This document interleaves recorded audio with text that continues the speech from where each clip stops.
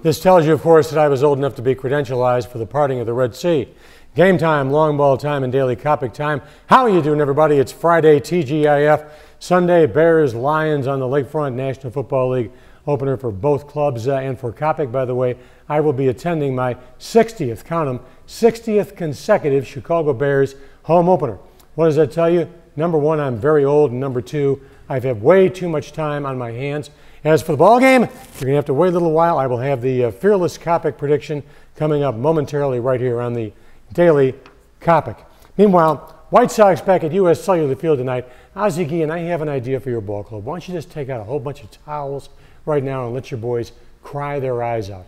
What I saw the last 3 days in Detroit with the White Sox up at Comerica against Jim Leyland and the Tigers wasn't just bad, it was putrid.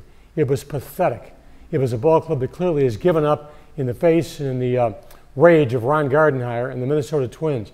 And by the way, at the end of the year, if you're a White Sox fan, would you be all that unhappy if Ozzie were to part company with the White Sox and zip back down to Florida to manage the Marlins with Joey Cora, manager in waiting, taking over the Chicago White Sox? All right, there really is no particular reason to run this other than the fact that it reminds me of the good old days when I was thin. This goes all the way back. Maggie, I want you to watch this, honey. Kelly, I'm counting on you. This goes all the way back to 1972 with a very young Chet Coppock on Screaming Yellow Theater with my good friend Jerry G. Bishop. Note the sideburns, note the crummy sport coat, the cheap tie. In other words, all things are as they were. Maggie, I can tell I had you spellbound. The least you could do was laugh. It would be good for my ego. All right, the critics are already out savaging Brett Favre because the Vikes dared to get knocked off last night in the New Orleans Superdome by, hello, the world champion New Orleans Saints. They lost to the world champs on the road. It was a close ball game. The Vikes led going into the fourth quarter. I know Favre was not especially prolific last night. I blame it on two things. Number one, his offensive line sucked. Number two, Brett Favre really needed the additional training time available to him prior to this opener. That being said, hey, Vikes, New Orleans, if they were to rematch 1 week from Sunday up at the Humphrey Metrodome, I would bet the ranch. I would bet the ranch on the Vikes to knock off Breeze and New Orleans. Green Bay, by the way, is going to win the National Football Conference, just so you know. So you people up in Cheeseland, make your Super Bowl arrangements right now. Meanwhile, a sad note, because I love the man. On this date, back in 1972, the Kansas Comet, the greatest open field runner in pro football history, Gale Sayers confirmed his retirement. The Sayers body of work still unsurpassed. He played from 1965 through 1971. His career cut short by significant knee injuries, most notably the blow he absorbed from Kermit Alexander in 1968, but nevertheless, 1965, his rookie year, a rookie record, 22 touchdowns. One year he led the National Football League in kickoff returns with an average of 37 yards per return, and we're getting excited about Devin Hester. Gale Sayers, I rank him behind Jim Brown as the number 2 greatest running back of all time on my list, with Walter Payton at 3 and Barry Sanders at number 4. All right, here we go. The legend of a Fearless Coppock. Have your pencil and scorecard ready.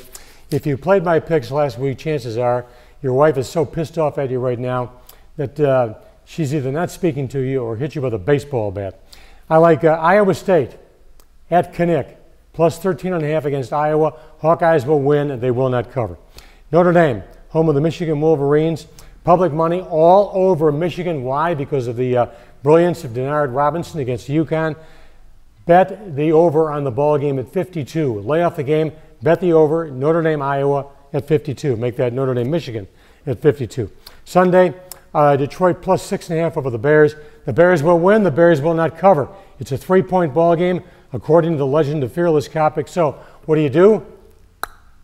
You either bet the Lions or, better yet, bet the under on the ball game.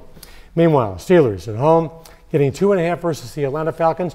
I don't like home teams that are tough physically getting points at home. Take the Steelers plus the 2.5. Meanwhile, in lieu of fat guys shouldn't be dancing at halftime today, we have questions from various customers. Our good friend Mary DeGroat writes, Dear Chet, is Brett Favre going to be begging to retire by Game 8? Only if the Vikings are 0-7. Tom Campbell from Indianapolis writes, should the White Sox fire Ozzie Guillen? Very good question. Have you been as disturbed by Ozzie the last 3 days as I have been? And what was that infield lineup all about yesterday when you're in the midst of a divisional race against the Minnesota Twins? Mike Ahern, a big Notre Dame fan, says, have the Irish really gone 22 years without a national title? The answer is yes. Are they going to win one this year?